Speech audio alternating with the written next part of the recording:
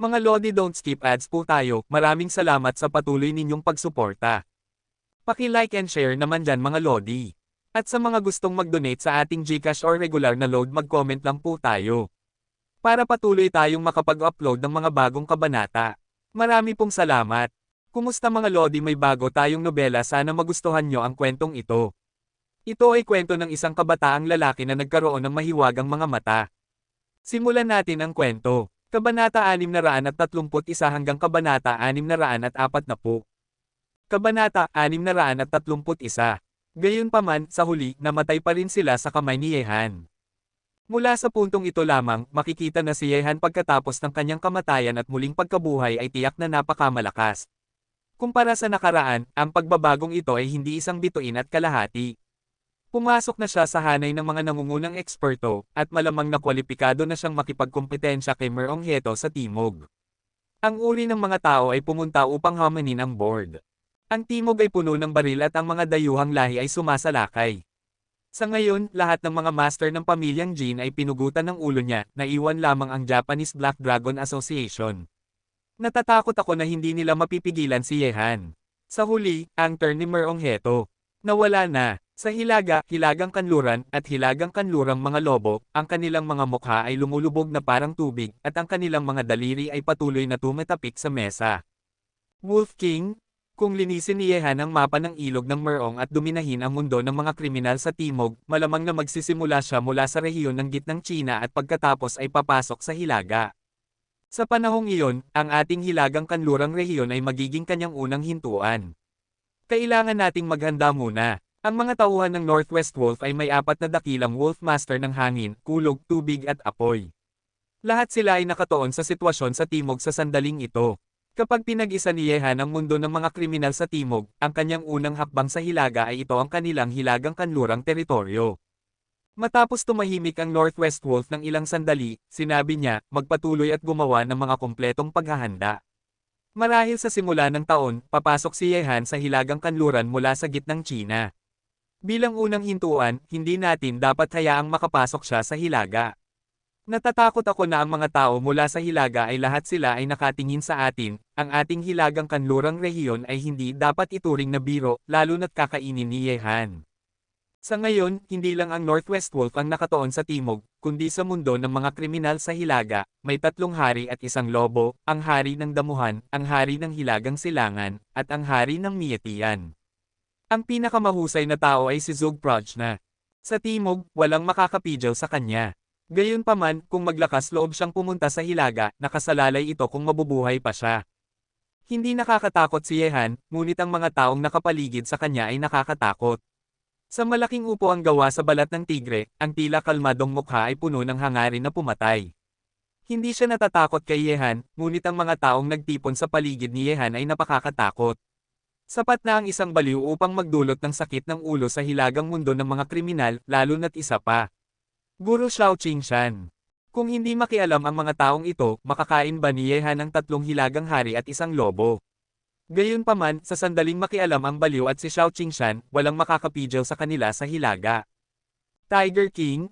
Kahit na nakakatakot ang mga taong nagtipon sa paligid ni Yehan Shen, ngunit kung ang 3 hilagang hari at 1 lobo ay nagkakaisa, maaaring hindi tayo matakot sa kanila kapag nagtagpo ang hilaga at Timog. Sa ilalim ng Siberian Tiger, ang multo na tagapaglingkod ay kalmadong nagsabi, malinaw niyang nakita ang sitwasyon sa mundo ng mga kriminal sa hilaga at Timog, at ang pinakamasamang kinalabasan ay ang alyansa ng 3 hari at 1 lobo sa hilaga. Nakarinig nito, walang pakialam na sinabi ng Siberian Tiger, si Nolan Mietian sa hilaga ay 1 lobo rin na may ambisyon, at matagal nang gustong pag-isahin ang mundo ng mga kriminal sa hilaga. Hindi ko muna babanggitin ang bagay na ito. Ako lang ang nakikipaglaban kay Nolan Mietian sa hilaga. Ginagawa nitong hinamak siya ng mga tao, kaya panatilihin ang iyong mga mata sa Timog, ang unang hakbang ni Yehan sa hilaga ay hindi ang ating dapat ipag-alala. Muling pagsilang mula sa abo, tila ang iyong pagbabago ay talagang mahusay. Ang mundo ng mga kriminal sa Timog ay malapit ng makokontrol mo. Ang susunod na hakbang, ang turn na ba natin?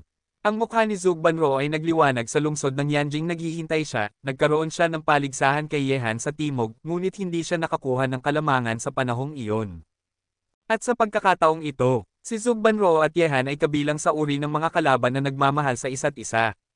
Para sa kasunduang iyon, lihim siyang makakatulong kay Yehan na malampasan ang mga paghihirap, ngunit sila ay magkaribal pa rin, maliban kung talunin muli ni Yehan at mapasunod siyang ibigay ito sa kanya. Siya ay isang babaeng nagpapainit ng kama. Ang pangungusap na ito ay sinabi ni Zhou Proj na kay Yehan, at hindi tumutol si Yehan, wala itong kinalaman sa kasunduan sa pagitan nila. Bihira ang pagkikita ng mga kalaban na may maihahambing na katalinuhan. Kung hindi sila maglalagay ng nakakagulat na tunggalian, hindi ba ito magiging isang kabiguan sa kanilang mga talento? Noong unang panahon, nagbayad din si Liu Bei ng 3 pagbisita sa kubo na may bubong na dayami upang makuha si Zhuge Liang, ang tagapayo sa militar na nagpatakbo sa mundo. Ngayon, ang relasyon sa pagitan ni Yehan at Zhou Banro ay magkatulad. Kung talunin muli ni Yehan si Zhou Banro sa mga tuntunin ng karunungan, ang kanyang mga tauhan ay magkakaroon ng isang dagdag na kakaibang babae na kasing talino ng isang demonyo. Sa mundo ng mga kriminal sa Hilaga, ang mga mata ng lahat ay nakatuon sa timog. Kahit na mahulaan ng lahat ang susunod na hakbang ni Yehan, ano ang gagawin ng binata na ito? Sa anong paraan? Walang nakakahula pa sa isip ni Yehan, malalaman lang nila kapag ginawa niya ito. Gayunpaman, kumpara sa atensyon ng mundo ng mga kriminal sa Hilaga, ang sinaunang mundo ng martial arts ay naging napakatahimik. Kahit na madalas ang mga galaw ni Yehan sa timog ngayon, hindi nila ito gaanong binibigyang pansin. Natatakot ako na ilang tao lang sa labas ng mundo ang talagang nakakaalam kung gaano karaming mga master ang naroon. Gusto ni Yehan na maghayganti mula sa sinaunang mundo ng martial arts. Marahil, ito ay simpleng hindi makatotohanan sa paningin ng sinaunang mundo ng martial arts. Napahiya si Xiao Qingshan sa baliw. Sa timog, lungsod ng Qingshui sa timog kanlurang rehiyon. Lahat ng mga master ng pamilyang Jin ng Bangzai Kingdom na dumating sa China ay napatay. Hindi agad pumunta si Yehan sa timog China. Kahit na ang kapangyarihan ng Little Japan sa timog China ay hindi mahina, ang mga taong ito ay magiging katulad ng pamilyang Jin ng Bangzai Kingdom sa kalaunan. Ngayon na siya ay nasa timog kanluran, natural na pupunta si Yehan sa Tengchong. Sinabi ng magulo na matandang lalaki na ang White Tiger Star ay nasa timog pa rin. Para dito, hindi makaisip ng ibang lugar si Yehan maliban sa kagubatan sa Tengchong. Ito ay ang kagubatan ng unang magkita sina Yehan at ang maliit na tigre. Marahil, ang lugar na iyon ay orihinal na ang lugar kung saan nanirahan ang maliit na tigre sa loob ng libu-libong taon. Ang maliit na tigre ay katulad ni Yehan. Sila ay mga practitioner ng espiritu na may malakas na kakayahan sa pagbawi. Gayunpaman, sa huling labanan sa bundok ng Phoenix, malubhang nasugatan ang maliit na tigre. Gusto nitong makabawi sa kanyang rurok o maging mas malakas pa. Ang minahan ng espiritu ay ang unang pagpipilian. Ang lugar ng Guizhou ay hindi kalayuan sa Tengchong. Sa pagkakataong ito, sina Yehan at Zhao Hengtian lang ang pumunta sa Tengchong. Sina Leng Wufei at ang iba pa ay pumunta na sa Timog China upang makipagkita kina Huang Watian at sa iba pa. Kapatid na Zhao, pagkatapos mong pumunta sa Tengchong sa pagkakataong ito, mananatili ka muna doon. Gusto kong sanayin mo ang mga taong iyon ng ilang sandali. Ang Qianlongwei ay nagdusa ng malaking pagkawala sa labanan sa bundok ng Phoenix. Pinakamabuti na bumalik ang grupong ito ng mga tao sa susunod na taon. Pupunta sa hilagang larangan ng digmaan, kung gusto nating manalo sa hilaga, dapat nating dagdagan ang ating lakas at makipagkompetensya sa hilaga, ayaw kong umasa sa iba. Sa daan patungo sa Tengchong, sinabi ni Yehan kay Zhao Hengtian habang nagmamaneho. Nakarinig nito, tumahimik si Zhao Hengtian ng ilang sandali, at sinabi, "Walang tao dito sa timog na makakapanakot sa iyo, at magiging isang bagay lang ng oras bago makuha ang timog. Gayunpaman, sanayin ko ang mga taong iyon ng ilang sandali, para makapunta tayo sa timog sa susunod na taon. Maaari silang maging kapaki-pakinabang lamang sa hilagang larangan ng digmaan. Gayunpaman, nabuo na ang ating lakas, Xiaohan, sa tingin ko dapat tayong magtatag ng ating sariling pangalan at hierarchy para maging makatwiran ito sa timog." Nakarinig ng mga salita ni Zhao Hengtian, tumango si Yehan. Halimbawa, ang Zushutang, Chanzunui, Murungheto at iba pang puwersa ay may kanya-kanyang titulo, at ang mga tao sa ilalim nila ay mayroon ding hierarchy. Ngayon Yehan ang mga kaliskis na ito ay hindi pa naitatag dito. Sinabi ni Yehan, talagang kailangan nating gawin ito. Matapos matanggal si Murungheto, tatawagin ko ang lahat upang magkaroon ng isang pulong. Tatalakayin natin kung paano ito aayusin. Sinabi ni Zhao Hengtian, gamit ang kanilang sariling pangalan, ang mga tao sa ibaba ay magkakaroon ng mas malakas na pakiramdam ng pagmamayari, at kailangan din ni Chen Family Brothers at Leng Wufei na magkaroon ng pagkakakilanlan, kaya medyo nakakatuwa para sa kanila na sumunod sa atin ng walang tamang pangalan. Panipi. Sa labas ng kagubatan sa Tengchong, sina Yehan at Zhao Hengtian ay nagpakita ng magkasama.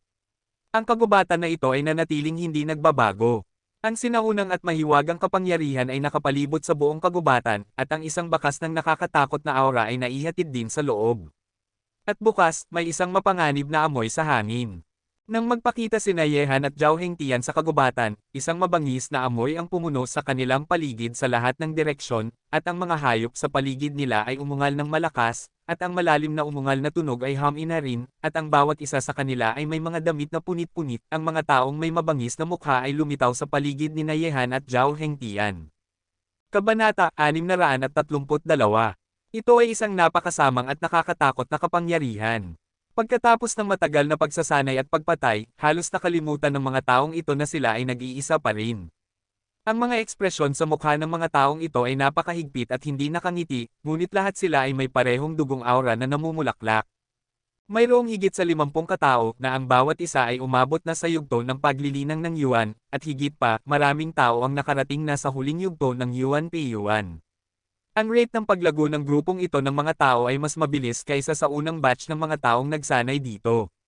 Ang piling tao ng rehiyon ng militar ay hindi maihahambing sa mga ordinaryong retiradong sundalo.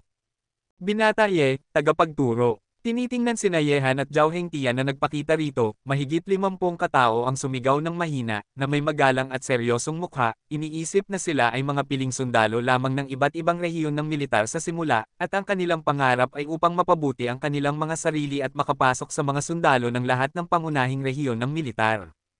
Mga taong tulad ni Bing Wang, ngunit pagkatapos ng pagsasanay dito, marami sa kanila ang halos nakamit na ang layuning ito ngayon. Siyempre, kung magpapatuloy sila, ang kanilang paglago ay magiging mas malakas sa hinaharap. Sa makatuwid, binago na ngayon ng mga sundalong ito ang kanilang mga layunin nang una silang dumating dito. Ngayon, mayroon lamang silang isang layunin, at iyon ay upang maging mas malakas, patuloy na maging mas malakas, at maabot ang limitasyon ng kanilang pisikal na potensyal.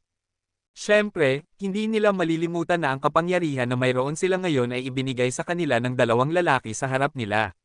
Sa makatuwid, para kina Yehan at Zhao Hengtian, mayroon silang paggalang sa kanilang mga puso bukod sa paghanga.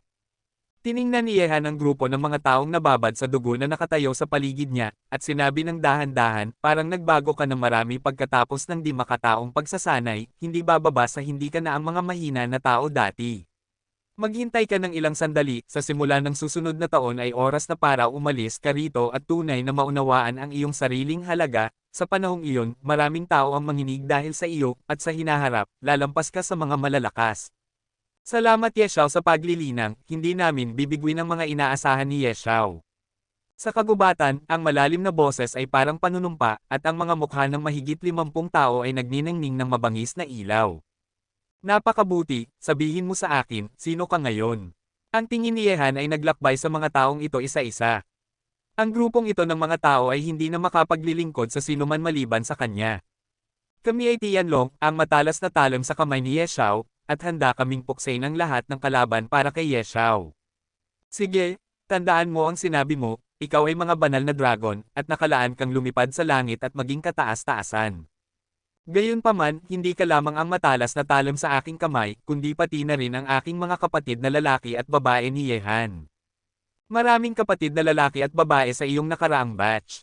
Umalis na sila sa amin, at ayaw kong makita ang anumang ibang kapatid na umalis sa akin, kaya kahit anong kahirapan ang aking makasalubong, mananatili ako dito.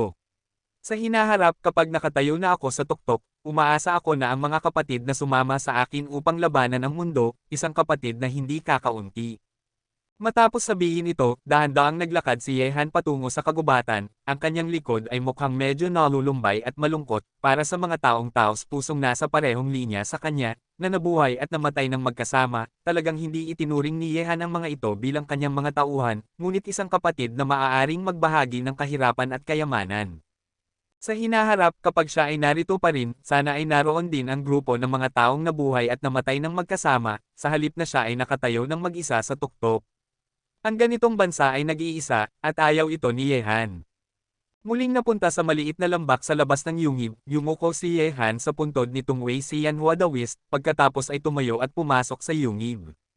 Kahit na madilim ang yungib, hindi nito naharang ang paningin ni Yehan. Hindi nagtagal, nakarating si Yehan sa pinakamalalim na bahagi ng yungib, sa gilid ng spirit pool. Tinitingnan ng walang laman na spirit pond, mukhang napakadismaya ni Yehan. Orihinal niyang naisip na ang maliit na tigre ay narito, ngunit pagdating niya, hindi niya nakita ang maliit na tigre. Gayunpaman, nang magmukhang medyo nadismaya si Yehan, isang maliit na puting ulo ang sumilip mula sa spirit pool, at ang malatubig na asul na mga mata ay tumitig kay Yehan. Ang mga bagay ay tumalon mula sa spirit pool ng sabay-sabay, tumalon sa bisig ni Yehan, at dinilaan pa ang baba ni Yehan gamit ang kanyang dila. Yakap ang maliit na tigre, tinapik ni Yehan ang ulo nito at sinabi, "Alam kong narito ka, maliit na bagay, ngunit nakakatuwang makita na maayos ka, well, mukhang mas malakas ka, tila nahulaan ko tama iyon, dito ka nakatira." Yumuko ang maliit na tigre sa bisig ni Yehan, tila napakasandal. Sa panahong ito, nagtatago nga ito rito upang maingat na linangin ang sarili, sinusubukang ibalik ang sarili sa kanyang rurok na estado. Ngayon lang niya naamoy ang hininga ni Yehan. Lumabas lang siya sa spirit pool. Sinabi ni Yehan, "Maliit na tao, nagawa mong makalabas sa panganib, at mananatili ka muna rito. Sa ngayon, naiinggit pa rin sa iyo ang mga tao sa labas. Kung lalabas ka, magdudulot ito ng pagpatay. Masyado kang mapanganib para sa akin, ilalabas kita kapag may sapat na lakas na ako upang protektahan ka sa hinaharap." Nakarinig ng mga salita ni Yehan, itinaas ng maliit na tigre ang ulo nito sa bisig ni Yehan, at ang kanyang asul na mga mata ay tumitig kay Yehan, na nagpapakita ng isang bakas ng pagiging tao at katigasan ng ulo.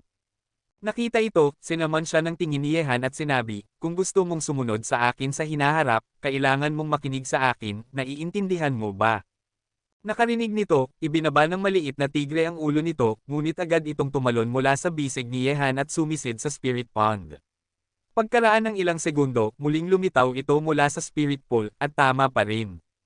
Kinilos niya si Yehan na hayaan ding pumasok si Yehan sa spirit pool.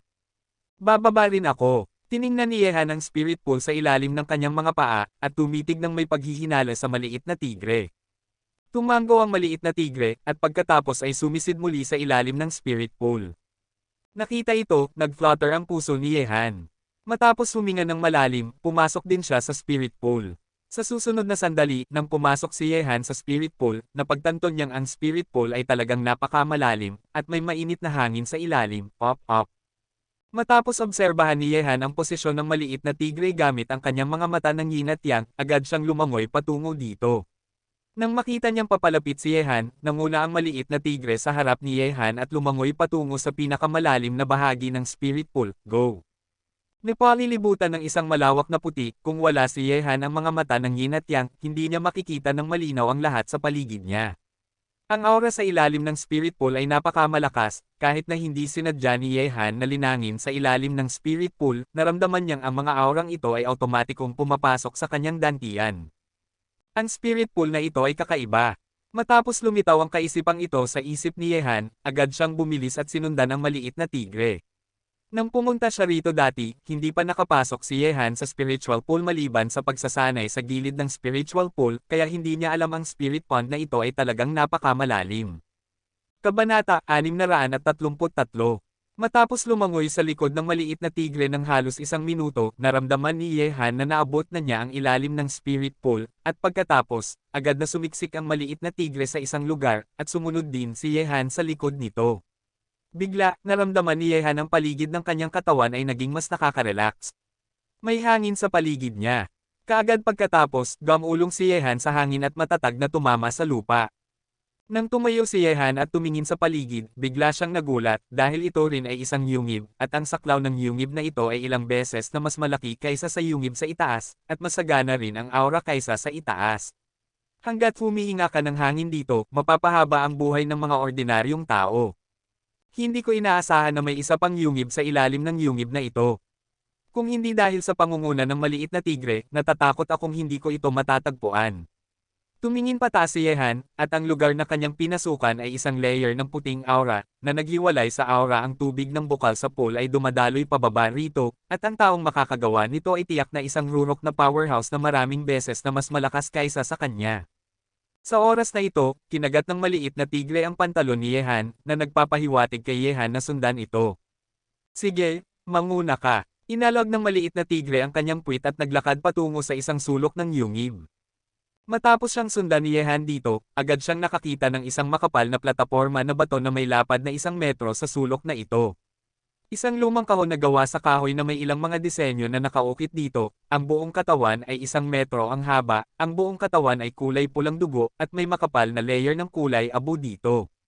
Hindi ko alam kung anong materyal ang gawa sa kahon na ito.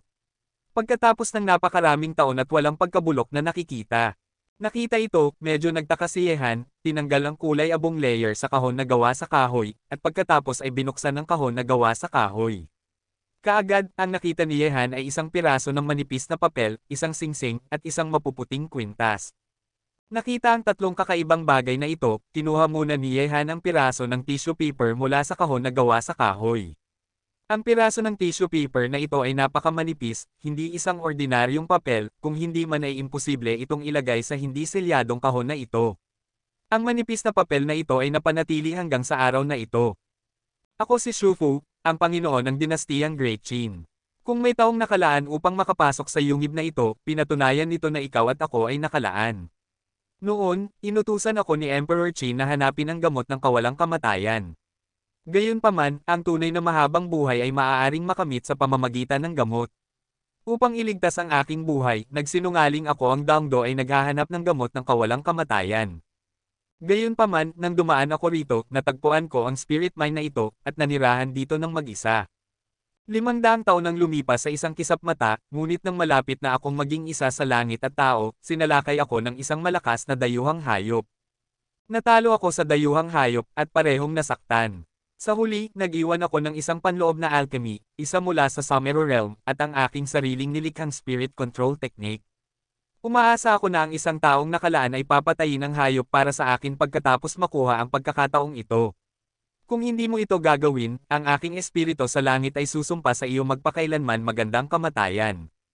Nakita ito, malamig na kumislap ang mga mata ni Yehan. Ano kayang Shufu, kung makukuha mo ang iyong mga gamit at hindi ka gagantihan, susumpin ka niya. Kaya pala nagsinungaling ka at iniwan mo si Qin Shi Huang para iligtas ang iyong buhay. Ikaw ay isang masamang tao.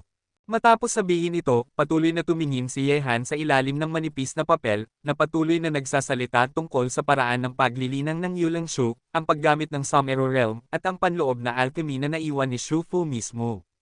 Panloob na alchemy, ito ba ay pinagsama mula sa dantiyan ng isang cultivator? Tiningnan ni Yehan ang mapuputing kwintas sa buong katawan. Ang panloob na alchemy ay naglabas ng makapal na espiritual na enerhiya na napakamalakas. Mula sa puntong ito, makikita na si Shufu ang kanyang batayan sa paglilinang ay dapat na napakakatakot, kung hindi man ang panloob na alchemy na naiwan niya ay hindi magiging gaanong makapangyarihan.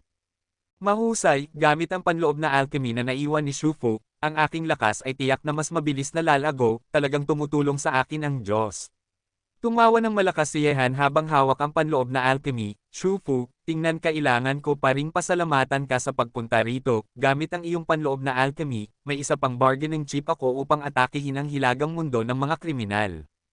Masaya rin ang maliit na tigre para kay Yehan, tumatalon ng masaya sa tabi niya. Maliit na tao, sabihin mo sa akin, ikaw ba ang dayuhang hayop na nagdusa ng parehong pagkawala kasama si Shufu? Ibinaba ni Yehan ang kanyang ulo at sumulyap sa maliit na tigre na tumatalon sa tabi niya, at direktang sinabi kay Yehan na ang dayuhang hayop na nagdusa ng parehong pagkawala kasama si Shufu noon ang hayop ay isang maliit na tigre. Nakarinig ng mga salita ni Yehan, kumurap ang maliit na tigre sa isang napakamakataong paraan.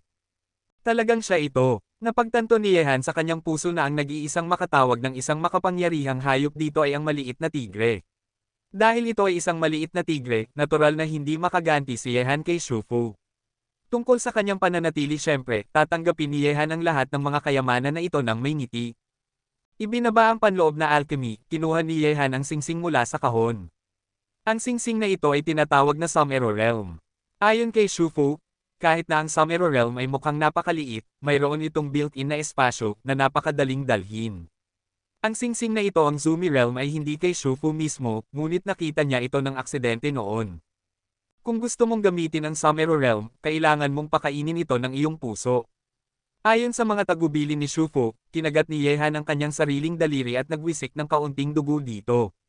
Unti-unti, naramdaman ni Yehan na mayroong isang tiyak na koneksyon sa pagitan niya at ng Sumeru Realm, isang walang laman na espasyo ang tila lumitaw sa kanyang isip, ang espasyong ito ay napakaliit, isang parisukat lamang ang laki.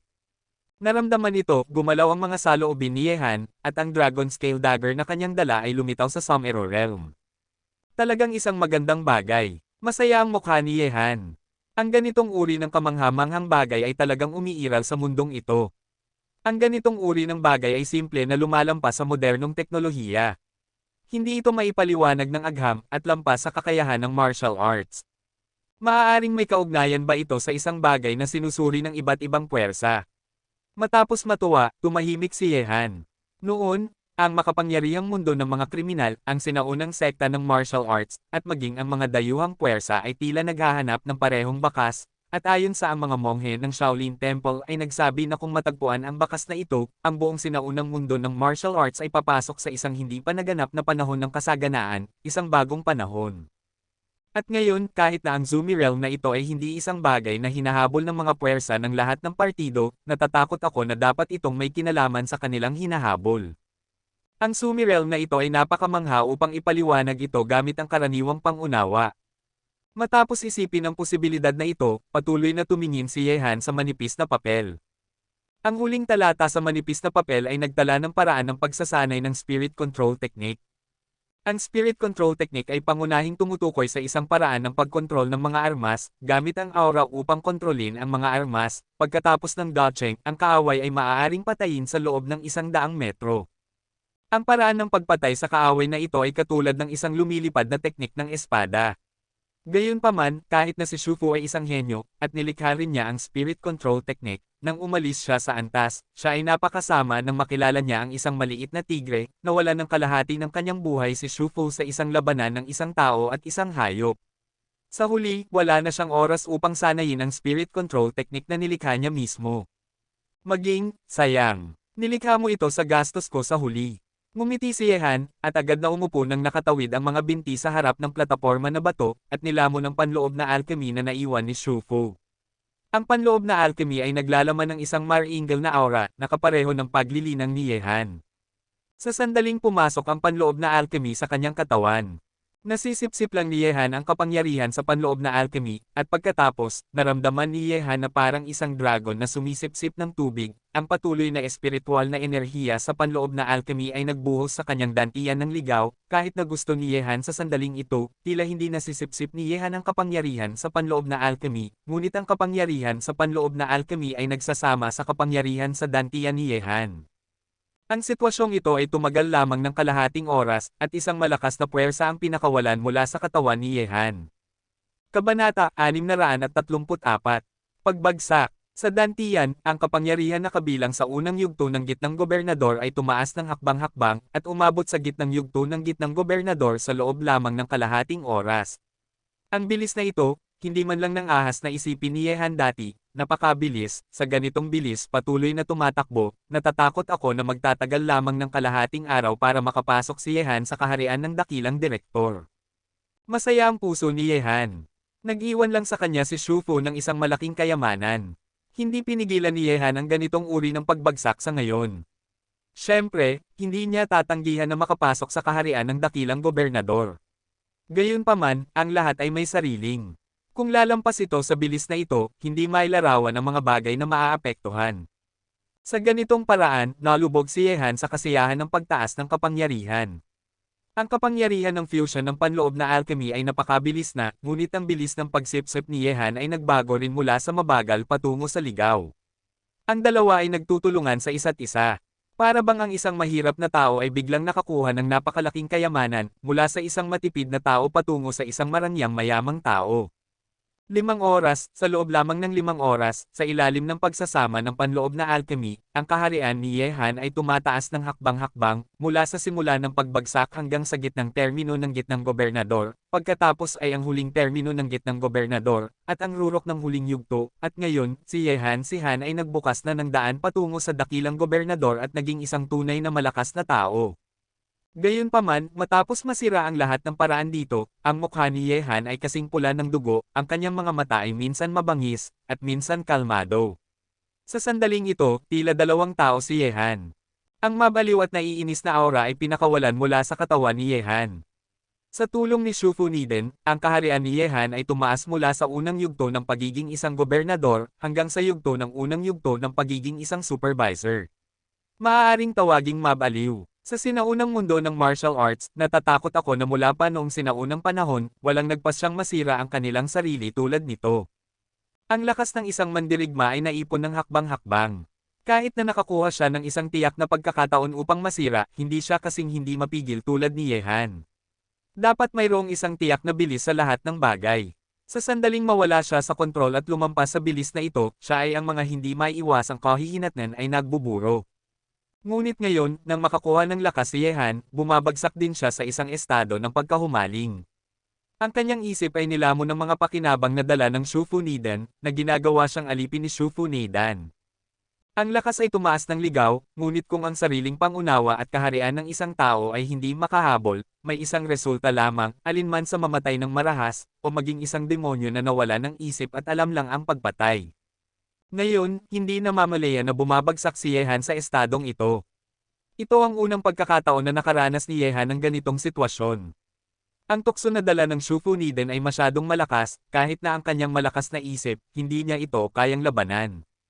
Kahit na ang nakakatakot na aura sa katawan ni Yehan ay patuloy na tumataas, kung maingat mong mararamdaman ito, makikita mo na sa loob ng aurang ito, ang isang masamang puwersa ay dahan-daang lumalaki rin.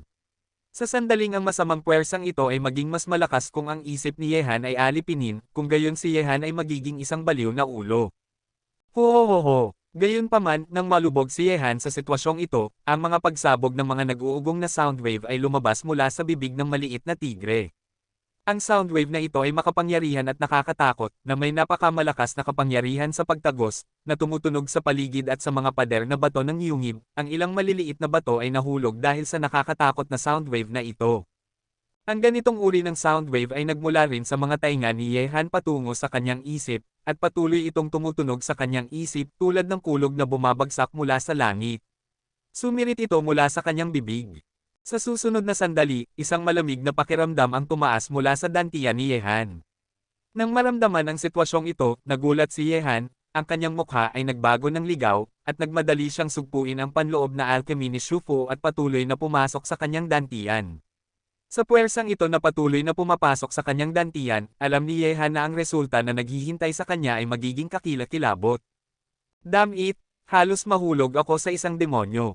Pangit ang mukha ni Yehan, pinanatili niya ang kanyang isip, at bumuo ng isang malakas na depensa sa kanyang katawan upang matiyak na sugpuin ang Shufu Nidan. Sa ilalim ng kanyang desperadong pagsugpo, unti-unting nasugpo ang Shufu Nidan. Hindi ito lahat dahil kay Yehan, kahit na ang epekto na dala ng Shufu Nidan ay nagpaligaya kay Yehan, ngunit hindi ito umabot sa punto na nawalan siya ng isip. Kahit na si Shufu ay isang henyo sa langit, siya ay orihinal na isang tao na may masamang isip at katawan.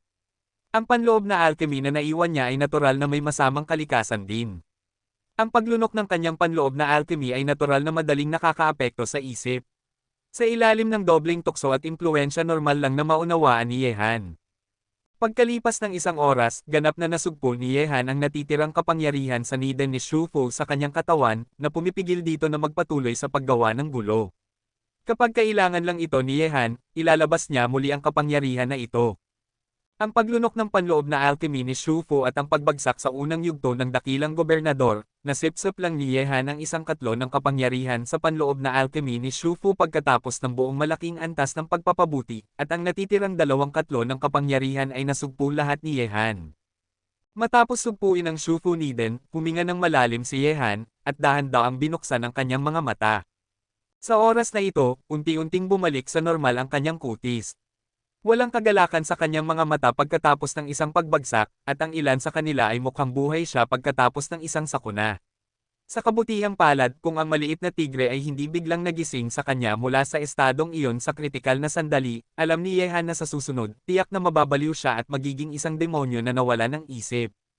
Sobrang lapit, hinawakan ni Yehan ang maliit na tigre na nakahiga sa tabi niya, at sinabi, "Salamat, maliit na tao." Uungal. Umagang ang maliit na tigre, at sumandal ng mahigpit sa hita ni Yehan. Pagkatapos, pumikit muli si Yehan upang magpahinga, pinatibay ang kanyang kasalukuyang estado, at ginamit ang Shufu Niden upang tumaas hanggang sa mga unang araw ng dakilang gobernador. Ito na ang limitasyon ni Yehan, babaliktad. Matapos gawin ang lahat ng ito, itinuon ni Yehan ang kanyang paningin sa Spirit Control Technique. Ang Spirit Control Technique na ito ay isang napakakatakot na pag-atake. Kapag natapos na ito, sa loob ng 100 metro, kahit na hindi mo kailangang lumapit sa katawan ng kalaban, gamit ang isang pag-iisip, ang sandata sa iyong kamay ay automatikong mahuhugot upang pumatay, na parang may espiritu ka. Hindi mahirap magsimula sa sining ng pagkontrol ng espiritu. Ito ay upang makipag-usap sa mga sandata na iyong ginagamit at maging pamilyar sa iyong sariling mga sandata. Sa sandaling maging pamilyar ka sa mga sandata, makakagawa ka ng isang banayad na koneksyon sa pagitan ng master at ng mga sandata sa prosesong ito. Ang relasyon ay katulad ng relasyon ng amo alipin, ang amo ay maaaring mag-utos sa mga sandata na pumatay para sa kanyang sarili. Sa yungib na ito, ang bagay ng eksperimento ni Yehan ay natural na ang Dragon Scale Dagger. Ang kanyang isip ay dahan-daang nakabalot sa Dragon Scale Dagger, upang maramdaman ang dugo na nagmumula sa kutsilyo, upang maramdaman ang kagalakan, galit, kalungkutan at kagalakan ng kutsilyo, at dahan-dahan, sa ilalim ng pakiramdam na ito, naramdaman ni Yehan na naging isang Dragon Scale Dagger siya, isang kutsilyo na may pag-iisip at pagpatay ng kamalayan. Kabanata 635. Gayunpaman, hindi ito sapat. Ang ganitong uri ng koneksyon ay kailangang palalimin. Ito ay kapareho ng pakikipagkaibigan. Minsan o dalawang beses, hindi mo makukuha ang tiwala ng kabilang partido. Tanging ang pangmatagalan at patuloy na komunikasyon, puso sa puso, upang magkaroon ng magkakasamang tiwala sa pagitan ng dalawang partido relasyon. Sa ganitong paraan, nag-aral si Yehan sa loob ng isang buong araw at gabi sa yungib. Ang kanyang isip ay patuloy na nakikipag-ugnayan sa Dragon Scale Dagger. Sa kanyang walang humpay na pagsisikap, inilagay niya ito sa harap ni Yehan. Ang Dragon Scale Dagger ay dahan-daang tumalbog sa lupa, ang pagtibok ay unti-unting nagbago mula sa bahagya hanggang sa marahas, at sa wakas ay dahan-daang tumaas, lumulutang sa harap ni Yehan. Ang eksena na ito ay napakamangha, isang supernatural na pangyayari, tulad ng ilang uri ng espesyal na function na kumokontrol sa mga bagay. Naramdaman ang sitwasyong ito, muling binuksan ni Yehan ang kanyang mga mata at naisip, "Go." Sa susunod na sandali, sa ilalim ng kontrol ni Yehan, ang Dragon Scale Dagger na lumulutang sa harap niya ay bumulusok tulad ng isang matalim na espada, at walang awa na tumama sa pader ng yungib na halos 10 metro ang layo sa harap ni Yehan. Tapos na, may ngiti sa sulok ng bibig ni Yehan, at sa susunod na sandali, muling gumalaw ang kanyang mga saloobin, at ang Dragon Scale Dagger na nakapasok sa pader ng yungib ay automatikong lumipad pabalik at napunta sa mga kamay ni Yehan. Sa pasilyo patungo sa yungib, dahan-daang lumabas si Yehan. Tungkol sa maliit na tigre, malupit siyang pinabayaan ni Yehan. Sa sandaling ito, hindi angkop para sa maliit na tigre na lumabas kasama siya. Kahit na ang lakas ni Yehan ay tumalon ng malaki sa nakakatakot na unang yugto ng dakilang gobernador, marami pa ring tao na mas malakas kaysa kay Yehan sa labas nito. Kung muling lumitaw ang maliit na tigre, lahat ng partido na hindi nagtagumpay noong nakaraang pagkakataon ng mga puwersa ay tiyak na babalik muli. Sa panahong iyon, tiyak na magaganap muli ang isang dugong bagyo. Ngunit sa pagkakataong ito, napunta si Yehan sa kagubatan sa Tengchong upang hanapin ang maliit na tigre. Sa ilalim ng spirit pool, mayroon pa ring isang napakalaking kayamanan na nakatago, maging ang Yulengsho, Sumero Realm, o Shufu Niden. Sa sandaling lumitaw ang tatlong bagay na ito sa mga ilog at lawa, tiyak na mag-aakit sila ng madugong pagnanakaw. Ang mga pagkakataon at panganib ay magkakasamang naganap, nakuha ni Yehan ang mga pagkakataon at naalis ang mga panganib. Noon, nagsanay ng mag-isa ang The West Tungway manifestation dito. Natatakot akong hindi nila natuklasan ang mga lihim na umiiral sa ilalim ng spirit pool. Kung hindi man, ang Niden ni Shufu, Sumero Realm, at Yulengsho ay matagal nang nawala sa bahagi ni Yehan. Hindi ko alam kung ang pagsusuot ng bagay na ito ay mapagkakamalan ni na Yuner at ng iba pa. Tinitingnan ng Summer Realm sa kanyang hintuturo, ngumiti si Yehan, at pagkatapos ay mabilis na tumakbo patungo sa kagubatan. Napakabilis nito na hindi makita ang anino ni Yehan. Gayunpaman, hindi nang ahas na magpakita ng labis na pagmamayabang si Yehan sa pagkakataong ito, kung nalaman ng kanyang mga kalaban ang kanyang kasalukuyang lakas, magiging mas hindi mapakali sila, at susubukan nilang patayin siya sa pamamagitan ng ilang matinding paraan. Walang tunog, lumitaw si Yehan sa likod ni Zhao Hengtian. Sa oras na ito, sinusubaybayan ni Zhao Hengtian ang pagsasanay ng 50 taong iyon, paminsan-minsan ay tumuturo sa gilid, ngunit sa oras na ito, hindi pinansin ng ating tagapagturo na si Zhao. May isang tao pa sa likod niya. Gayunpaman, kalahating minuto pagkatapos, nakaramdam ng kakaiba si Zhao Hengkai. Bigla siyang lumingon, tiningnan si Yehan na nakatayo sa likod niya at tumingin sa kanya ng may kalahating ngiti, at agad na nagtanong ng may pagkamangha, "Xiao Han, mayroon ka bang isa pang bagong pagbagsak?" Ngumiti si Yehan at sinabi, "Kapatid na Zhao, tila hindi gaanong malakas ang iyong ika-6 na pandaman ng krisis. Kung ako ang iyong kaaway, malamang na namatay ka na ng 4 o 5 beses." Ngumiti ng mapait si Zhao Hengtian, at sinabi, "Alam kong kung hindi mo sasabihin sa akin, tiyak na nagkaroon ka ng bagong pagbagsak, at medyo maliit pa rin, kung hindi man ay hindi kita mahahanap nang lumitaw ka. Kalimutan mo na, sabihin mo sa akin ikaw ay isang pervert, sa tingin ko hindi ako kasing ganda mo, ngunit sabihin mo sa akin ng tapat, anong antas na ang iyong pagbagsak ngayon. Hindi ko maramdaman kung anong antas ka nabibilang." Nakarinig nito, sinabi ni Yehan, "Mayroon akong ilang mga pagkakataon sa yungib at nagkaroon ng bagong antas. Tungkol sa kung anong antas, hindi ko pa rin sasabihin. Kayo ay nagtatago pa rin at nag-aalinlangan, natatakot ba kayong masaktan ako kung sasabihin mo?" Walang imik na umiling si Zhao Hengtian, at sinabi, "Mas mabilis kang masira, mas mabuti para sa atin. Paano kung mas malaki? Nahanap mo na ba ang maliit na lalaking iyon?" Tumango si Yehan at sinabi, "Nasa yungib ito, ngunit hindi pa ito ang oras upang dalhin ang maliit na tigre, ito ang pinakamaligtas na lugar upang ilagay ito, at mas mabilis itong mapapabuti ang lakas nito dito, Kuya Zhao, ipagkakatiwala ko sa iyo ang bagay na ito dito, dapat akong pumunta sa Timog China upang makipagkita sa grupo ng mga Hapon sa isang sandali ngayon. Sige, sige, narito ako naghihintay sa iyo upang makuha ang magandang balita ng mundo ng mga kriminal sa Timog." Tinitingnan ng likod ni Yehan na umalis, hinimas ni Zhao Hengtian ang kanyang ilong at sinabi sa kanyang sarili, "Ang batang ito ay napakabaliw. Hindi ko maramdaman kung anong uri ng estado siya ngayon.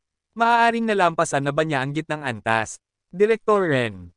Matapos umalis sa kagubatan, nagmaneho ng diretso si Yehan sa Timog China ng mag-isa.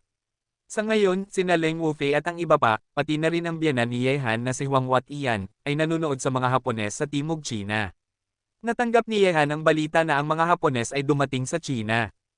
Ang kapangyarihan ay hindi mahina, 3 tennin, 12 junan, ang kapangyarihan na ito ay mas malakas kaysa kay Teiko Yamamoto nang siya ay nasa Golden Triangle.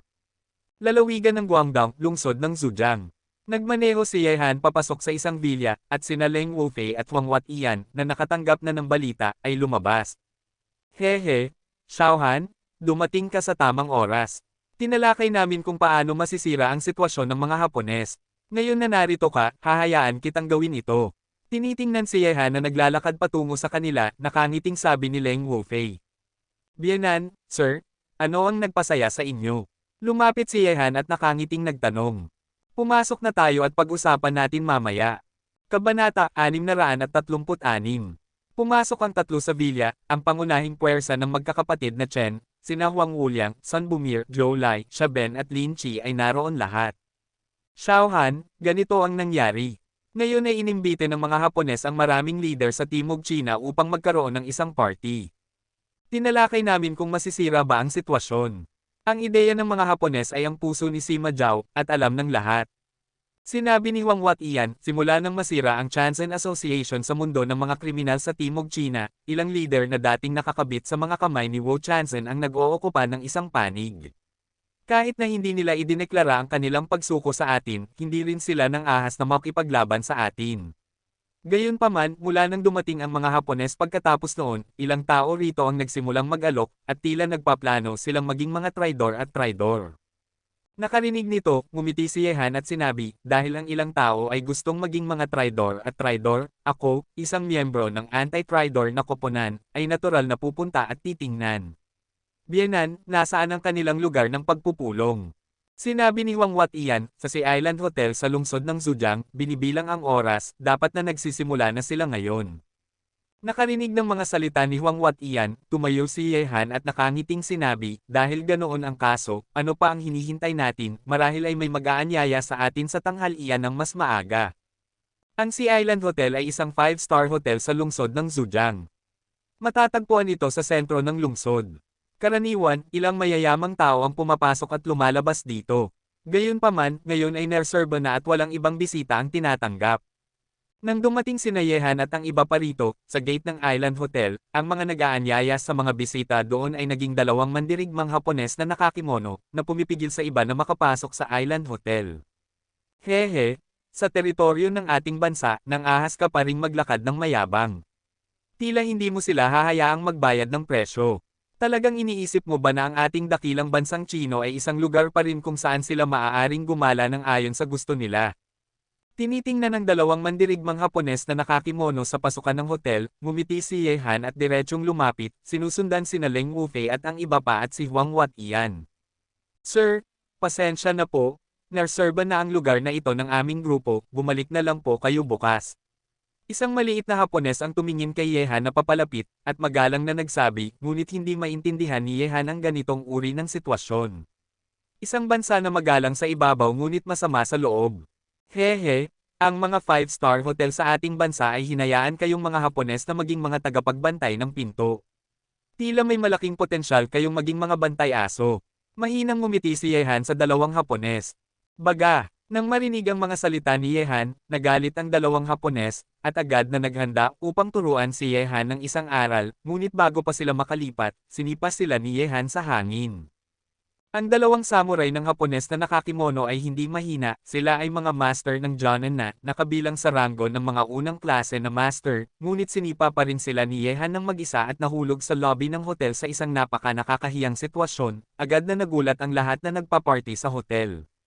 Nakita ang dalawang J. Nina nasisipa, isang malamig na tingin ang kumislap sa mukha ng isang lalaking may edad na may patas na kutis sa lobby. Sa oras na ito, mahigit 12 ng samurai ng Hapones na nakakimono ang lumapit sa harap ng gate ng hotel, nakatitig kina Yehan at sa iba pa sa labas ng gate. Baga, naghahanap ka ba ng kamatayan? Manahimik ka kung hindi ka marunong mag-Chino, bakit nararamdaman kung magbabago ang ating wika sa bibig mo? Dahan-dahang naglakad sina Yehan at ang iba pa sa loob ng lobby ng hotel sa ilalim ng mapanuring mga mata, papasok sa hotel. Sino ang manager dito? Bakit nagbabarada ng pinto ang isang grupo ng maliliit na Hapones habang gusto nating kumain? Maaaring ang hotel ninyo ay pag-aari ng mga maliliit na Hapones. Sinulyapan ni Yehan ang sulok ng lobby kaagad sa isang lalaki na nakasot, ang ekspresyon ng lalaki ay tila medyo natatakot. Nang marinig ang mga salita ni Yehan, tumakbo siya at sinabi, lahat, nerserba na ang aming hotel ngayon. Hindi ko kayo matutulungan kung gusto ninyong kumain, bakit hindi kayo bumalik bukas? Pagkatapos ay ililibre ko kayo, at lahat ng gastos ninyo ay libre. Ngayon, gusto lang ng manager ng hotel na gawing maliit ang mga malalaking bagay. Ang mga Hapones ay hindi simple, kaya nakikita niya na sina Yehan at ang iba pa ay hindi rin simple gamit ang kanyang paningin. Hindi niya kayang makasakit sa dalawang panig na ito.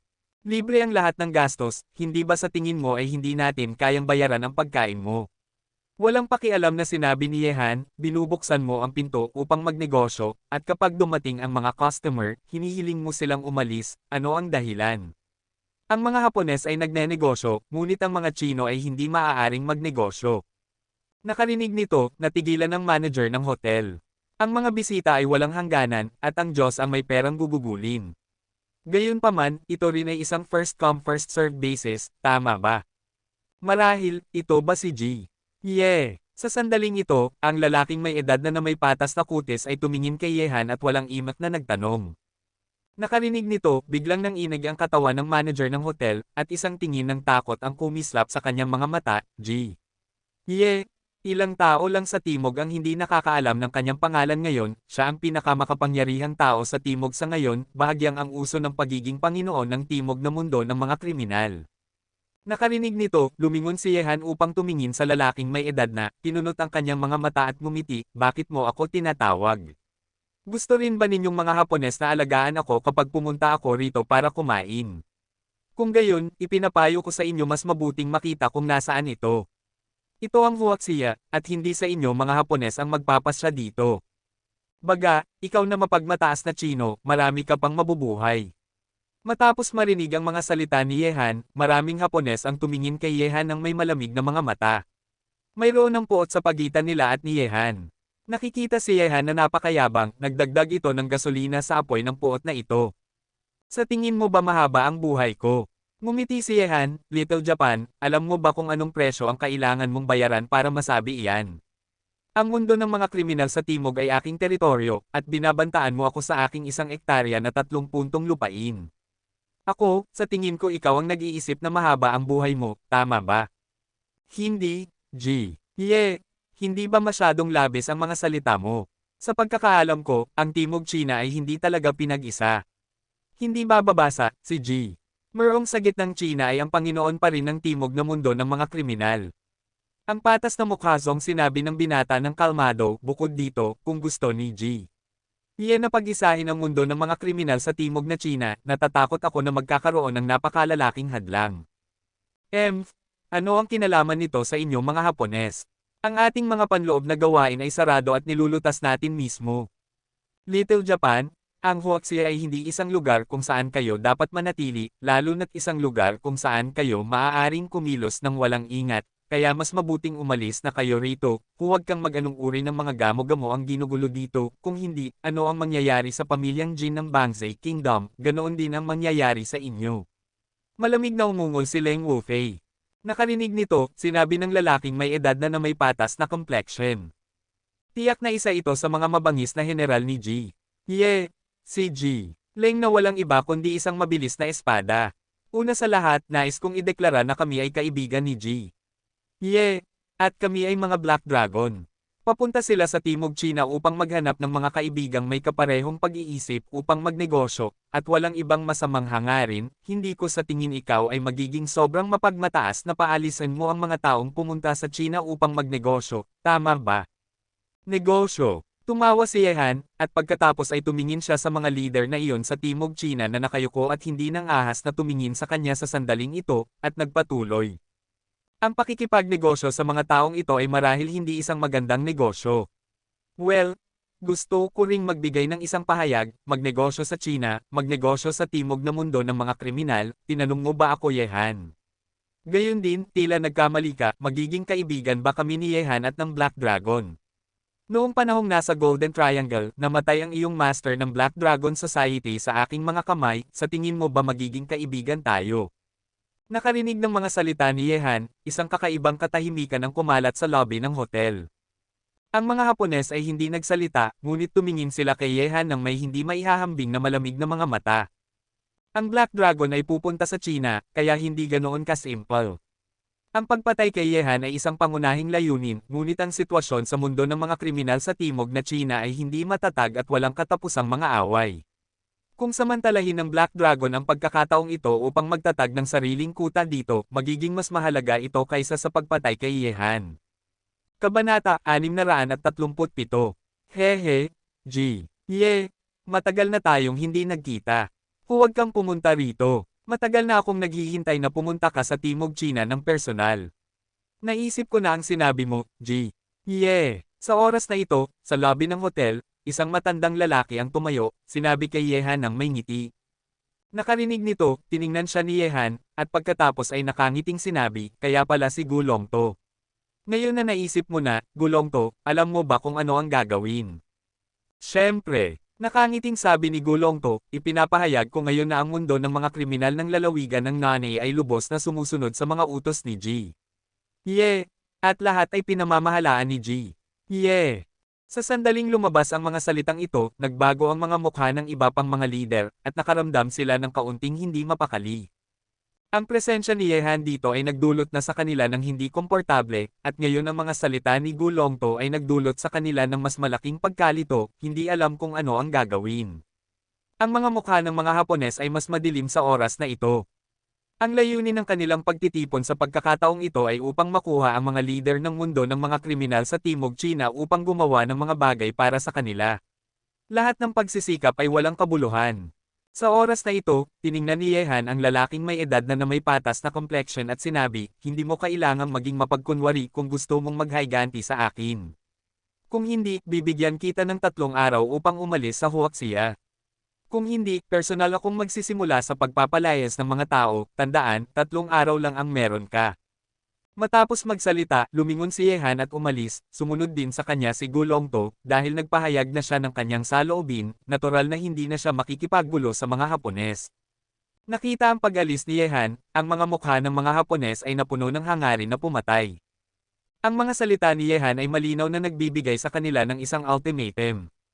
Kung hindi sila umalis sa huwaksiya sa loob ng 3 araw, kung gayon ang mga intensyon ni Yehan ay halata, at tiyak na gagawin nila. Lalaban sila kay Yehan, hindi natatakot ang mga Hapones, pumunta sila sa China para sa layuning ito, ngunit sa kasalukuyan, ang mundo ng mga kriminal sa timog ng China ay hindi pa pinag-isa, at may patuloy na mga away, kung samantalahin ng Black Dragon Society ang pagkakataong ito upang magtatag ng isang kota dito, ang hinaharap mayroong springboard para sa Black Dragon Society na salakayin ang mundo ng mga kriminal ng China.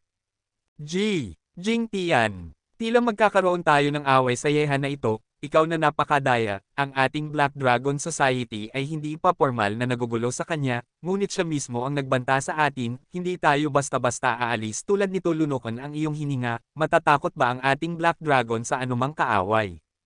Sa tabi ng patas na mukha na may edad na, matalim na nagsabi ang isang maliit na lalaki. Nakarinig nito, sinabi ni Ida Musashi, kung hindi natin uudyukan si Yehan, siya mismo ang pupunta sa kanya. Tila ipatutupad natin ang pangalawang plano.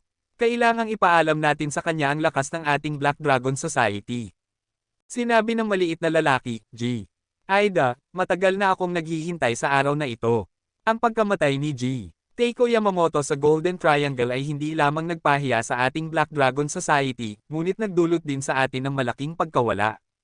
Nagdusa tayo sa galit ng emperador. Ito ay dahil kay Yehan na ito, magiging isang bagay lang ng oras bago tayo magkita sa labanan. Hindi na kailangang hulaan ni Yehan kung ano ang iniisip ng mga Hapones ngayon. Sa ilalim ng kanyang presyon, tiyak nakikilos ang mga Hapones. Ito mismo ang gusto niyang makita. Ang mga Hapones ay hindi pa nakakilos, na ginagawang medyo pasibo si Yehan. Gulongto, ano ang saloobin ng iba pang mga leader? Sa kotse, tiningnan ni Yehan si Gulongto na nakaupo sa tabi niya. Nakarinig nito, nag-isip ng ilang sandali si Gulongto, at sinabi, hindi ko gustong ibukod ang mga tumututol. Totoo lang, ang iba pang mga leader ay palaging tapat kay Wu Chanzhen noon. Ngayon, pinatay mo si Wu Chanzhen. Ang leader ay may ilang reklamo rin sa kanyang puso, ngunit hindi siya nang ahas magsalita, kung sasabihin sa kanila na pumili sa pagitan ni at ng mga Hapones, sa tingin ko marahil pipiliin nila ang huli. Ibig mo bang sabihin ay patutol sila sa akin? Ngumiti si Yehan. Tumanggaw si Gulongto at sinabi, maliban kung bibigyan mo sila ng mas malalaking benepisyo. Dahil sa mga interes, sa tingin ko pipiliin kanila, hindi na kailangan. Sinabi ni Yehanhan, ayaw kong pilitin ang sinuman. Dahil ayaw nilang sumali sa mga Hapones bilang mga traidor, kung gayon huwag mo akong sisihin sa pagiging malupit, Gulongto, at ikaw na ang bahala sa Timog China mula ngayon. Nakarinig nito, nag-flutter ang puso ni Gulongto, at nagulat siya ng ilang segundo bago niya napagtanto, at sinabi, salamat mangyaring magtiwala, alam ko kung ano ang gagawin, at hindi kita bibiguin. Ito ang pinakamabuti. Bahagyang tumanggo si Yehan. Pagkatapos bumalik sa kanilang tinutuluyan, umalis sina Shaben at Lingchi. Dalawa silang nagdala ng Tianlongwei sa iba't ibang probinsya sa Timog China. Napagpasyahan na ni Yehan na maglunsad ng isang operasyon sa paglilinis laban sa mga pangunahing leader sa Timog China. Kailangan silang panatilihin at hayaan silang makihalo sa mga Hapones. Kahit na ang mga taong ito ay walang dapat ipag-alala, ngunit ang mga dapat tanggalin, hindi sila itatago ni Yehan. Ang puso ni Yehan ay napakadugong ngayon. Ang mga taong ito ay tila hindi nasa panganib ngayon, ngunit walang nakakaalam kung ano ang mangyayari sa hinaharap. Sa loob lamang ng isang araw, ang mundo ng mga kriminal sa Timog China ay puno ng dugo. Sa ilalim ng pagpatay ni Shaben at Lingchi, maliban sa mga puwersa ni Gulongto sa Timog China, isang kabuoang 5 nangungunang puwersa ang natagpuan at nalinas, at lahat ng mga tao sa ilalim nila ay pinatay. Bukod dito, sina Shaben at Lin Chi ay hindi nagpakita ng awa, ganap nilang pinatay ang mga ugat, maging ang mga miyembro ng pamilya ng 5 leader ay hindi nila pinatawad.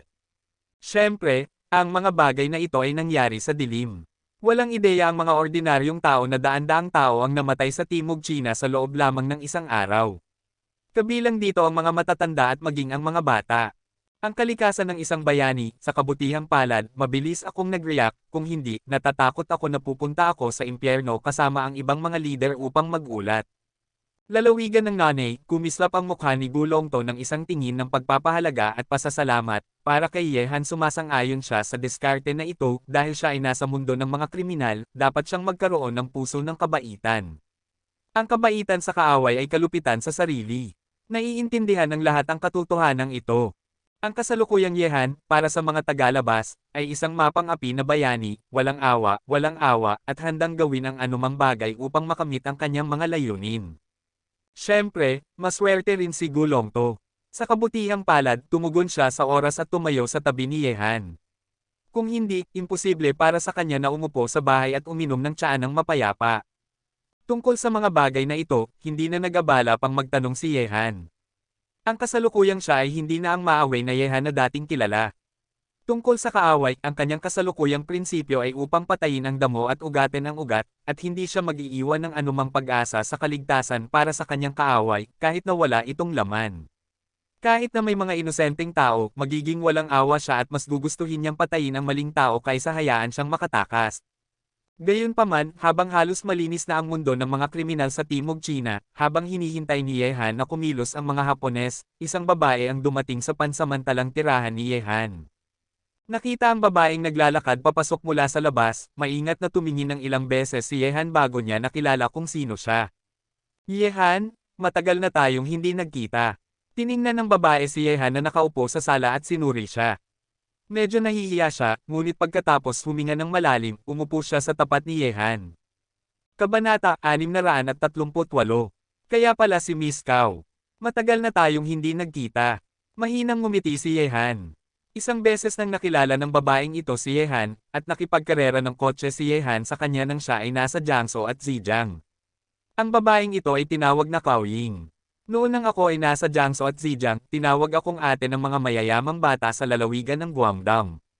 Yehan, pwede ba akong makipag-usap sa iyo ng mag-isa? Tumingin si Cao Ying kina Leng Wufei at sa iba pa na nakaupo rin doon, at nag-aalangan na sinabi. Nakarinig nito, tumayo sina Leng Wufei at ang iba pa at nakangiting sinabi, Xiaohan, dahan-dahan kayong mag-usap. Matapos sabihin ito, lumabas sina Leng Wufei at ang iba pa at naghanap ng babae ni Yehan. Siyempre, iniisip ni na Leng Wufei at ng iba pa na may kinalaman sila kay Yehan, at maaaring isa rin sila sa mga babae ni Yehan. Gusto nilang pag-usapan ng isang pribadong bagay. Natural na hindi komportable kung may mga tagalabas sa paligid, kaya nang sabihin ito ni Cao Ying, matalino namang umalis sina Leng Wufei at ang iba pa, na nag-iiwan ng maraming personal na espasyo para sa kanilang dalawa. Nakita ang pag-alis ni na Leng Wufei at ng iba pa, tumingin si Yehan kay Cao Ying at sinabi, Miss Cao, wala nang naiwan ngayon, may sasabihin ka ba? Huminga ng malalim si Cao Ying, tumitig kay Yehan at sinabi, Yehan, gusto kong palayain mo ang isang tao, at ang taong iyon ay ang aking ama. Sa sala, nang marinig ni Yehan ang mga salita ni Cao Ying, kumunat ang kanyang noo. Ang ama ni Cao Ying. Sinabi ni Yehan, Miss Cao, sino ang iyong ama? Ang pangalan niya ay Cao Ziyang, isa sa mga leader ng mundo ng mga kriminal sa Timog China. Kagabi, pinatay mo ang lahat ng mga tao sa ilalim niya, ngunit gusto kong hilingin sa iyo na palayain siya. Tinitiyak ko sa iyo, ang aking ama ay hindi na muling makikipaglaban sa iyo. Tinitingnan si Yehan, kinagat ni Cao Ying ang kanyang puting ngipin at sinabi. Para kay Yehan, mas nauunawaan ni Cao Ying. Ang mga taong makakapasok sa bilog na ito, sa katunayan, walang hindi nakakakilala kay Yehan.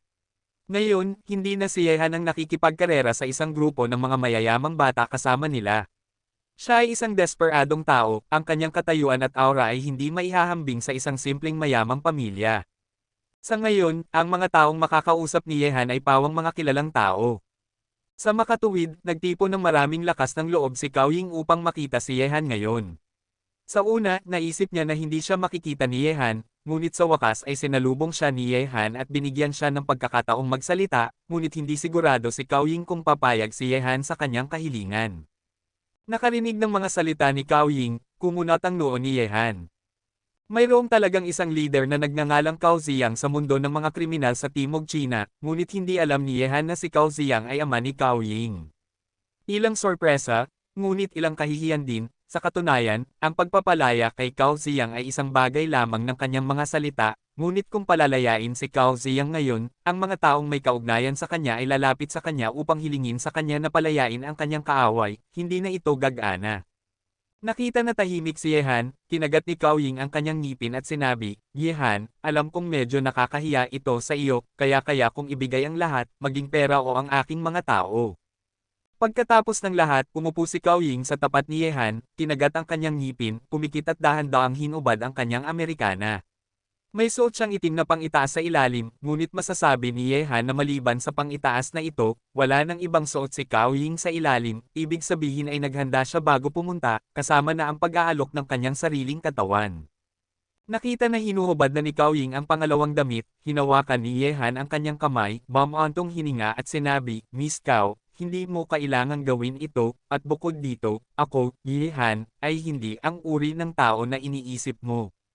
Nakarinig ng mga salita ni Yehan, malungkot na ngumiti si Cao Ying at sinabi, kaya, wala na akong ibang might attempt sa iyo, kaya hindi mo palalayain ang aking ama, tama ba? Nakarinig nito, sinabi ni Yehan, ganyan ang nangyayari sa mundo ng mga kriminal. Kung hindi ko papatayin ang kaaway, kung ang kaaway ay kagatin ako pabalik sa hinaharap, magiging nakamamatay ito. Hindi ko intensyon na maging malupit, ngunit kailangan kong gawin ito sa ganitong paraan. Ito ay para sa mas mahusay na kaligtasan, naiintindihan mo ba? Ano ang dapat kong gawin para palayain ang aking ama at ang aking pamilya? Walang imik na sinabi ni Cao Ying. Sinabi ni Yehan, kahit na hindi tayo masyadong magkaibigan, nagkita na tayo minsan, at napapahalagahan din kita. Sapat na para sa isang grupo ng mga mayayamang bata sa lalawigan ng Dongguan na tawagin kang ate. Nakikita na ang iyong kakayahan ay hindi pangkaraniwan dahil tinanong mo ako, Cao Ziyang, kaya ko pang pangako sa iyo na palalayain ko siya. Nakarinig ng mga salita ni Yehan, lumiwanag ang mukha ni Cao Ying, at sinabi niya, talaga, handa ka bang palayain ang aking ama? Ngumiti si Yehan at sinabi, dahil hiniling mo akong pumunta rito, kung hindi ako gagawa ng dahilan, magiging masyadong malupit at walang awa, ngunit hindi ako walang kondisyon. Sabihin mo, ipapanalo ko sa iyo kahit anong kondisyon, kasama na ang aking sarili. Sinabi ni Cao Ying ang pangungusap na ito nang hindi nag-iisip, gayunpaman, ito ang pinakamatapat na pag-iisip sa kanyang puso, nang pumunta siya upang makita si Yehan, handa na siyang ibigay ang lahat. Nakangiting umiling si Yehan, at sinabi, hindi mahirap para sa iyo ang aking mga kondisyon. Dahil kaya mong mapasunod sa iyo ang isang grupo ng mga mayayamang bata sa lalawigan ng Dongguan, tiyak na maraming koneksyon ka. Gusto kong gawin ang lalawigan ng Dongguan ang ganitong uri ng kapangyarihan sa network ay naaakit na sumali sa Tianlong Clubhouse, kaya mo ba itong gawin? Tianlong Clubhouse, ito ba ang Tianlong Clubhouse na itinatag ni Xu Qing mula sa Jiangsu at Zhejiang? Tanong ni Cao Ying. Tama iyan. Tumango si Yehan at sinabi, ang Tianlong Club ay aking pag-aari. Sa simula, itinatag ni Merong Tian ang Southern Business Alliance sa mundo ng negosyo na nakakuha ng higit sa kalahati ng mga koneksyon sa Timog. Ang kalikasan ng aking Tianlong Club ay pareho rin na sumisipsip ng mga koneksyon sa Timog. Pumasok sa loob ng Tianlong Club. Nakarinig nito, tuwang-tuwa si Cao Ying na pumayag si Yehan na palayain ang kanyang ama, ngunit may pahiwatig ng pagkadismaya sa kanyang mga mata. Mas gusto ni Yehan na magkaroon ng mga koneksyon sa lalawigan ng Dongguan kaysa sa kanya. Hindi kaakit-akit si Yehan. Sa ngayon sa Timog, anumang mayamang babae, sikat na aristokrato o tanyag na tao ay ayaw magkaroon ng anumang kinalaman sa lalaking ito na kasalukuyang makapangyarihan sa Timog, at handa pa ngang maging anak niya, ngunit hindi nila makontak si Yehan. Ying, sa katunayan, ay mayroon ding ganoong ideya, at ngayon ay direktang iniharap niya ang ideyang ito sa harap ni Yehan, ngunit tinanggihan ng walang salita at walang awa. Huminga ng malalim si Cao Ying, tiningnan niya si Yehan at sinabi, salamat sa pagpapalaya sa aking ama, ipinapangako ko sa iyo ang mga kondisyon na sinabi mo, ang mga koneksyon sa lalawigan ng Dongguan ay hindi problema para sa akin, ngunit maaari ba akong mag-request ng maliit? Nakarinig nito, medyo hindi nasiyahan si Yehan. Nangako na niya kay Cao Ying na palalayain ang kanyang ama, ngunit gusto pa ring mag-request si Cao Ying, medyo sobra na iyon. Kabanata 639. Makikinig ako sa sasabihin mo, at gagawin ko ang aking makakaya kung kaya kong pangako sa iyo. Nagsindi ng sigarilyo si Yehan at mahinang sinabi. Gusto kong sumali sa Tianlong Club. Tumingin si Cao Ying kay Yehan at sinabi.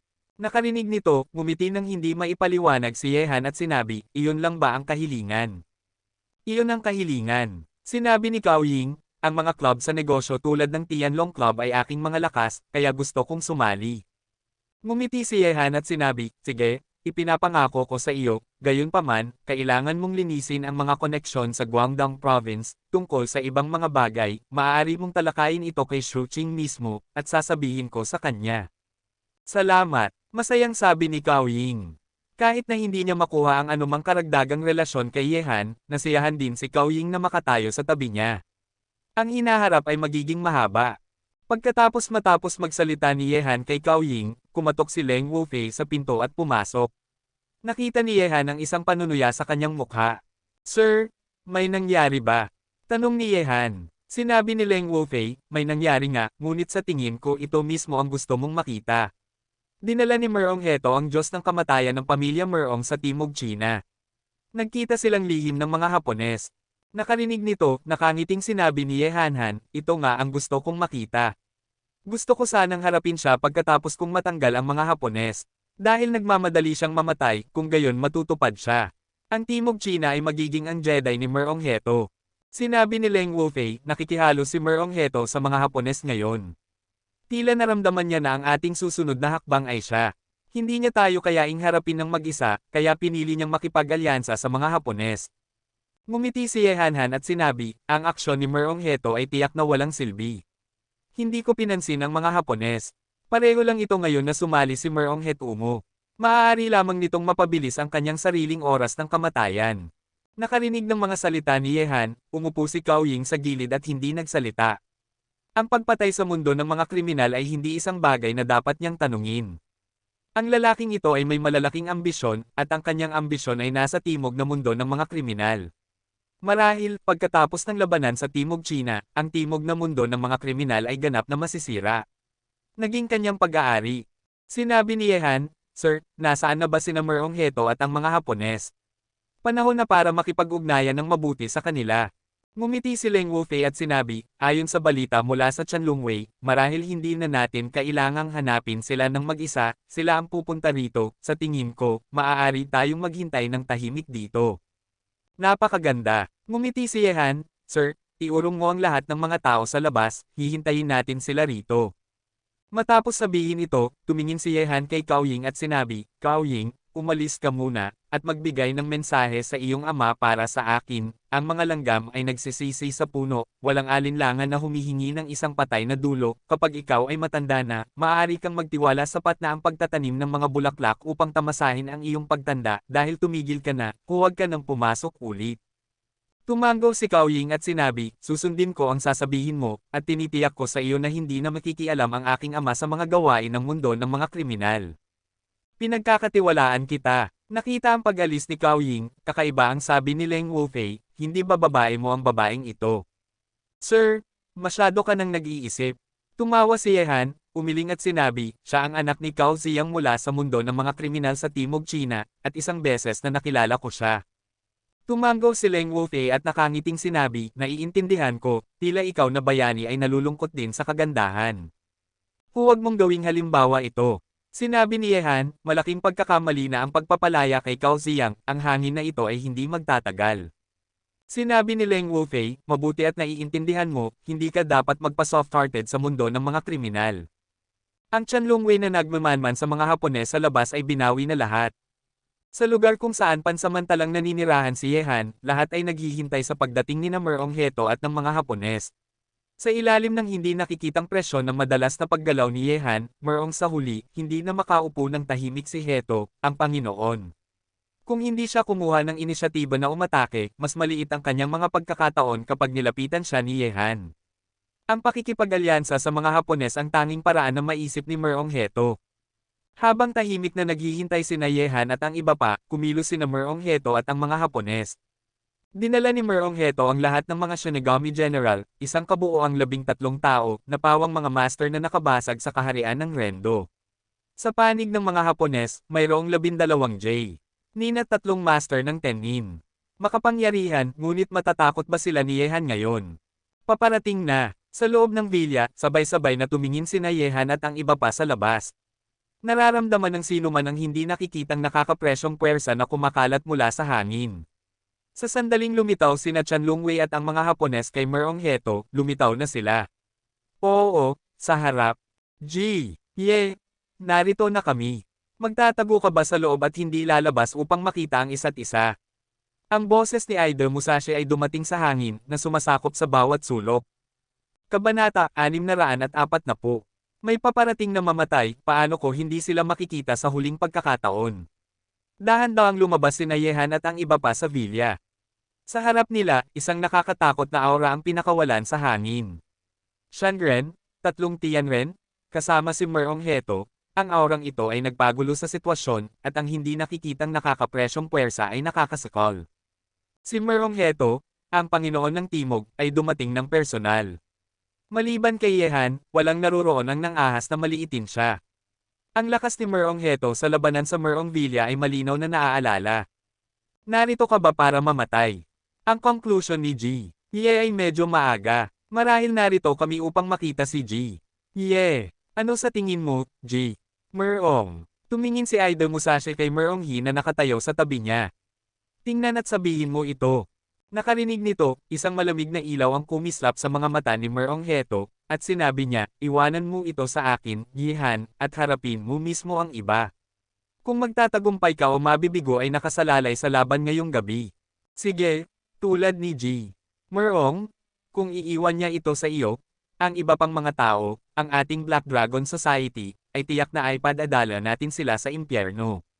Dahan-dahang hinugot ni Aida Musashi ang samurai sword sa kanyang kamay, at mahigpit na hinawakan ang kanyang mga kamay, ang kanyang lakas ay katumbas ng isang gitnang gobernador, at 12 jonin ay katumbas ng 12 junior governor.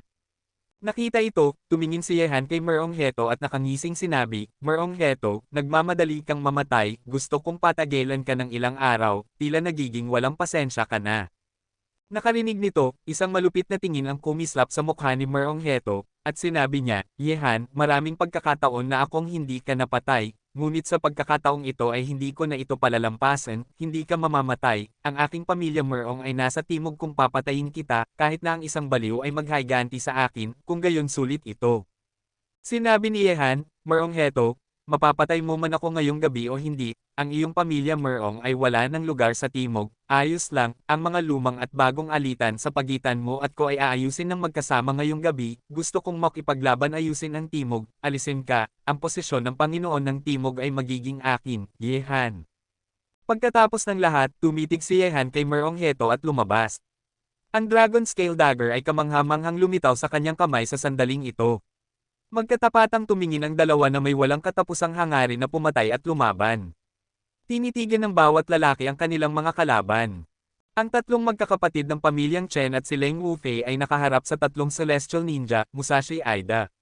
Sina Sun Bumir, Zhou Lai, Shaben, at Lin Chi ay humantong na sa Chan Lungwei upang bumaril sa Death General at sa 12 Celestial Ninja. Noong nakaraan, kahit na ang Reaper General at ang 12 Jonin ay nangunguna sa bilang, hindi ito kinakailangang ganoon sa mga tuntunin ng bisan ng labanan. Ang magkabilang panig, ang tunog ng labanan ay nagsimula na, ang nakakatakot na banggaan ay mababa, tulad ng kulog na gumugulong, ang mga espada ay kumikislap sa kalangitan sa gabi, at ang yelo ay tumutusok. Magkaharap sina Yehan at Merong Heto, at si Merong Heto, na may hawak na Overlord Spear, ay biglang sumigaw sa sandaling ito. Tumalon siya, at ang kapangyarihan ng Overlord Spear ay bumagsak. Ang nakakatakot na kapangyarihan ay pinakawalan, at si Merong Heto ay parang isang matibay na Diyos ng digmaan. Pareho. Nakita ito, hindi nagbago ang ekspresyon ni Yehan, kumislap ang figure, at ang Dragon Scale Dagger ay nag-iwan ng nakasisilaw na pilak na ilaw sa hangin. Sa susunod na sandali, nang magbanggaan ang mga armas, isang nakakatakot na puwersa ang kumalat, na nagwawali sa lahat ng direksyon tulad ng isang bulk zone ng hangin. Sa ilalim ng kalangitan sa gabi, kumislap ang mga anino ng espada, at ang mga anino ng mga tao ay nag-cross. Ang pagpatay sa pagitan ng mga lalaki ay isinasagawa. Sundalo laban sa sundalo, general laban sa general, ang nakakatakot na banggaan ay parang kulog, at ang kumikislap na mga espada, ilaw at espada ay parang kidlat. Sa kalangitan sa gabi, pagkatapos ng nakakatakot na banggaan sa pagitan ng Dragon Scale Dagger sa kamay ni Yehan at ang Overlord Spear ni Merongheto, ang paggalaw ay napakalakas, na nagwawalis sa lahat ng direksyon, na walang awa na sumisira sa lahat, at ang buong vilya ay nagiging masikip, gumuho. Gayunpaman, nang harapin niya si Merongheto, ang nakakagulat ay ang katawan ni Yehan ay nanatiling hindi gumagalaw, ang kanyang mga itim na mata na naiilawan ng ilaw ng taybak ay puno ng espiritu ng pakikipaglaban, ang ekspresyon ni Merongheto ay nagyelo, at bumalik si Yehan mula sa kamatayan pagkatapos noon, ang kanyang lakas ay naging napakalakas. Alam mo, si Merongheto ay isang supermaster na sa huling yugto ng gitnang gobernador, ngunit direktang hinarap siya ni Yehan, ngunit hindi siya nagbigay. Pagkatapos isipin ito, malakas na sumigaw si Merongheto, at ang kanyang buong katawan ay nasa kawalan gumagalaw ng ligaw, at ang sayaw ng Overlord Spear ay nag-alog sa buong espasyo. Tatlong pag-atake. Tinitingnan si Yehan na nakatayo sa kawalan, hindi nag-atubiling pumili si Merongheto, at ginamit ang kanyang pinakamalakas na trick. Unang pag-atake. Ang unang pag-atake ni Merongheto ay dumating na. Ang Overlord Spear ay parang isang nakakagulat na kulog na bumabagsak mula sa langit. Ang Overlord Spear ay inalog, at malakas ang hangin. Isang nakakatakot na puwersa ng pagdurog ay direktang umaatake sa katawan ni Yehan. Mayroong isang makapangyarihang puwersa sa kawalan. Kapangyarihan ng pagdurog, walang nasa Syra. Nakita na binabaril siya ni Merongheto upang patayin, ngumiti si Yehan at sinabi, Merongheto, pinigilan mo ako noon, ngunit ngayon gusto kong maramdaman mo kung ano ang desperasyon. Bibigyan kita ng tatlong trick muna. Pagkatapos ng lahat, umakyat si Yehan upang batiin siya ng isang kutsilyo, simpleng paglaban, at hindi umatake. Boom! Ang pag-atake ni Merongheto ay tunay na nakakatakot sa sukdulan. Matapos harangan ni Yehan ang kanyang galaw, nanginginig ang nakapalibot na espasyo, na parang ang pag-atake ni Merongheto ay maaaring masira ang langit at masira ang lahat. Gayunpaman, sa kawalan, tila walang pakialam si Yehan, nakatayo na nakatalikod ang kanyang mga kamay, hawak ang isang kutsilyo sa isang kamay, ang Overlord Spear ni Merongheto ay tumama sa kanyang kutsilyo, at hindi na siya makakapasulong. Nakita ito, ang itsura sa mukha ni Merongheto ang pagkabigla ay mas malala, mahigpit niyang hinawakan ang Overlord Spear gamit ang kanyang dalawang kamay, at sumigaw muli, pangalawang pag-atake. Nahulog ang tunog, at sumunod ang pag-atake. Ang pangalawang pag-atake ni Merongheto ay tumama muli sa Dragon Scale Dagger ni Yehan. Ang tunog ng banggaan ay nakakabingi, parang kulog na gumugulong. Ang paggalaw ay nagpapasigaw sa lahat na nakikipaglaban sa paligid, sila ay tumingin at nakita na naharang ni Yehan ang pag-atake ni Merongheto, ang Panginoon ng Timog, nagulat ang mga Hapones. Ayon sa impormasyong kanilang nakuha, hindi ganoon kalakas si Yehan. Ngunit sa sandaling ito, nagawang harapin ni Yehan si Merongheto ng harapan ng hindi nawawala ang hangin. Hindi lang nagulat ang mga Hapones, ngunit maging sina Leng Wufei, Chen Tianxing at ang iba pa ay nagpakita ng sorpresa sa kanilang mga mukha. Orihinal nilang naisip na gusto ni Yehan na harapin si Merongheto, at ang tanging paraan upang gawin ito ay ang paggamit ng Suzaku Holy Fire. Nang hindi ipinapadala ang Suzaku Holy Flame, ang lakas lamang ay sapat na upang makipaglaban ng harapan kay Merongheto. Ang pagkakaroon ng isang pakikipagsapalaran sa yungib, hindi sinabi ni Yehan sa mga nasa paligid niya tungkol sa biglaang pagtaas ng kanyang lakas. Sa loob lamang ng kalahating araw, bigla siyang tumaas sa kanyang kaharian. Hindi ka panipaniwala at hindi ka panipaniwala na sabihin ito.